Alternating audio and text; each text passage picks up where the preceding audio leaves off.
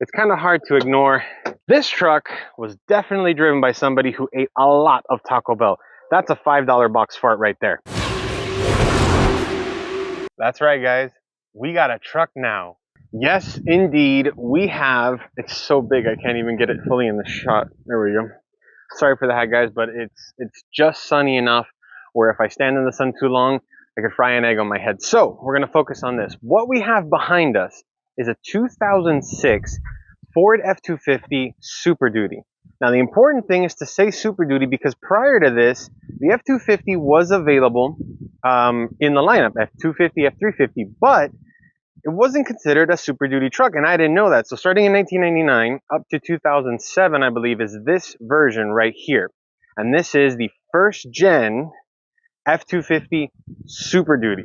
Very important because it took me a while to figure that out when it comes to looking at parts. So the coolest thing that I like about this truck right off the bat is I never wanted a standard truck. I like the idea of having a back seat, but when you get the crew cab, you're kind of stuck having to get a short bed if you want something that's easy to park. So I feel like this is the perfect compromise because you've got an extended cab, room for your kids in the back, or extra stuff that you don't want to put in the bed. And then I've still got the 8-foot bed. Let's talk about the interior. So actually, I think to point out the life that this thing has lived. So starting on the driver's side, let's talk about the interior. And it's kind of hard to ignore. This truck was definitely driven by somebody who ate a lot of Taco Bell. That's a $5 box fart right there. There is no getting that seat back. Whoever drove this truck thought that it was necessary to have a fire extinguisher. You know, maybe something happened, maybe for safety reasons. How bad of a fire risk do you have to think you have to have not one, but 2 fire extinguishers? That's frightening. To continue the tour, let's go from the other side because this door doesn't open yet. This is a clear work truck grade trim level. So you've got everything from power windows to power door locks, even leather. I wish. It's vinyl. I did not know what this, so this is a material that's designed to put up abuse, but clearly not that abuse. So this back door actually does work, and included with the truck was this beautiful pink car seat. Although I do think that given where the seat is, I don't think my daughter would actually fit in that one anymore, not without chopping her legs off. But anyway, so this is an extended cab, or the super cab, and it's got the work bed. But on top of the work bed, it's got this. You'll see here, this is what's called a Tommy Gate hydraulic lift. Now, unfortunately, this one's broken.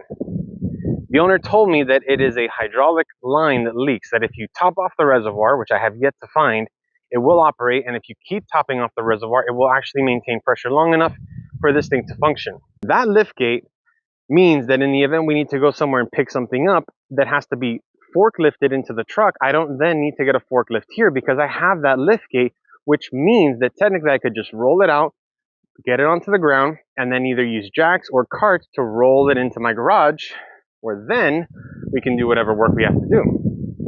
So right now, this thing is actually so dead. I don't even have the key in it. It's so dead because the batteries are so shot that unless you start this thing every single day, the batteries won't hold a charge. So I have brand new batteries waiting for it. Here's what you have to remember. This thing has been to hell and back. Technically, it's already been to the moon and it's on its way back with 312,000 miles on the odometer. So we've got a lot of plans for this truck. The number one thing is, you guys may realize that this is actually a truck that we featured on the channel earlier this year because we actually did an injector replacement on it. Mechanically, it seems it's pretty sound. And actually talking about mechanics, let's talk about that engine under the hood. Under here is the biggest reason why I said yes when he told me, dude, if you need a truck, take this one. Under the hood is Ford's 6-liter, 32-valve, diesel power stroke engine. Puts out 325 horsepower and 507 foot-pounds of torque. How do I know that? There's a sticker right there that tells us 570 foot-pounds of torque. I'm sorry. As you can see, it takes 2 batteries, which I did not realize when I was actually filming the injector video. I thought it only took 1, didn't notice the second one. But this is what's gonna make this thing amazing, because now we can actually tow with this thing.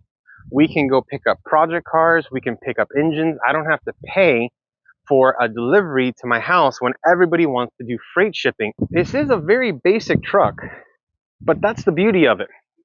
See, here's the other reason that this thing is so good. Because this was built in 2005, 2006, it's modeled as a 2006, it has no need for DEF, has no DPF filter on it either.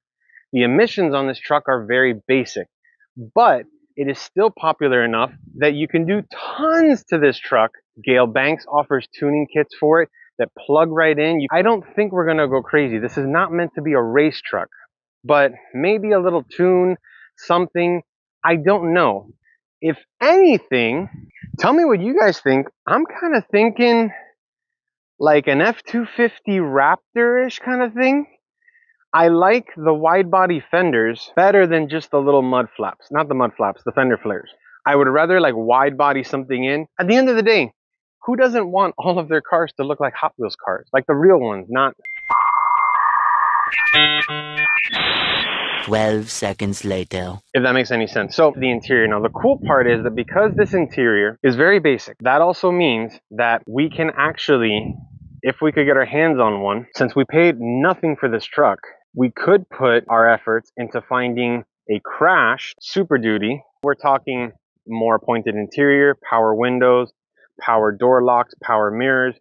Those doors should be swappable, and possibly even the harnesses would clip on, which would mean that we could convert this very basic work truck into something a little bit more, I don't want to use the word luxurious, but something a little bit more modern. The whole bottom, which is kind of cool because it's a work truck, I think you can hose it out. Don't quote me on that. I hope I don't find a ton of rust, but once I remove all of this weird paraphernalia and repair the hole in the roof from the CB radio that it once had, get rid of the fire extinguishers or at least relocate them, we get ourselves a little center console here that matches the interior. We clean up and detail and repair the dash where we need to, like this CB mount that was installed. There's a few holes we need to patch up, but overall, it's not bad. And I know that this thing powers on. I've just never heard it because the last time I had the truck, I didn't listen to the radio. For the most part, this thing is pretty whole. And honestly, it's mostly gonna be a work truck. I want it to look good. I've got a few colors in mind. I'm thinking something that is maybe either black, which would fit right in with the other two Audis, maybe like a forest green, something. But I'm thinking that maybe some polished wheels, maybe a little bit of chrome. I don't want to go too ridiculous. I think not bad, all things considered, for a 300,000 mile, we're in 2024, 18-year-old truck. This thing has definitely seen its fair share of work. Let me know what you guys think. This is the newest addition to the fleet.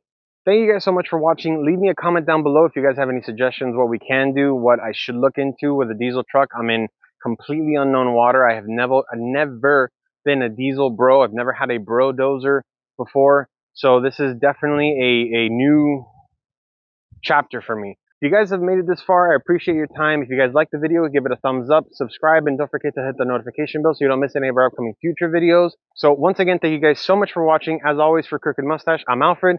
We'll see you next time. Dale!